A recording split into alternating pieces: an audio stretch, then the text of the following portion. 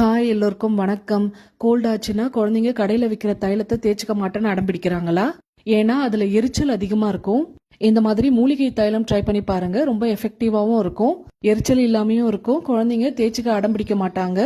இந்த தைலம் செய்யறதுக்கு கற்பூரவள்ளி இலைகள், துளசி இலைகள், திருநீற்று பச்சிலை இலைகள், இது மூணுத்தையும் சரிசமமா எடுத்து நல்லா கழுவிட்டு மிக்சியில அரைச்சு எடுத்து அதை கடாயில சேர்த்து 1/4 கப் அளவுக்கு தேங்காய் எண்ணெயில நல்லா கொதிக்க விட்டு வடிகட்டி எடுத்துக்கணும். 2-3 தடவை வடிகட்டி எடுத்தீங்கன்னா டிப்பி எதுவும் இல்லாம இருக்கும். இதுல தேன் மெழுகும் கொஞ்சமா பச்சை கற்பூரமும் சேர்த்து நல்லா மிக்ஸ் பண்ணிட்டு டபுள் பாய்லர் மெத்தட்ல இந்த தேன் மெழுகு உருகுற வரைக்கும் வச்சு எடுக்கணும். ஒரு 5 நிமிஷத்துக்கு நல்லா மிக்ஸ் பண்ணிட்டு ஒரு கண்டெய்னர்ல ஸ்டோர் பண்ணி வச்சுக்கோங்க. நல்லா ஆறுனதும் தைலம் கன்சிஸ்டன்சிக்கே கிடைச்சிரும். இந்த தைலம் கோல்டுக்கு நல்ல ஒரு ரிலீஃபை கொடுக்கும். தலைவலி, கோல்டுனால வரக்கூடிய காது வலிக்கும் நல்ல எஃபெக்டிவாவே இருக்கும். இனி குழந்தைங்க தைலம் தேய்ச்சிக்கிறதுக்கு அடம் பிடிக்க மாட்டாங்க. பெரியவங்களுமே இதை யூஸ் பண்ணலாம். ட்ரை பண்ணிட்டு உங்க ஃபீட்பேக் சொல்லுங்க. பை.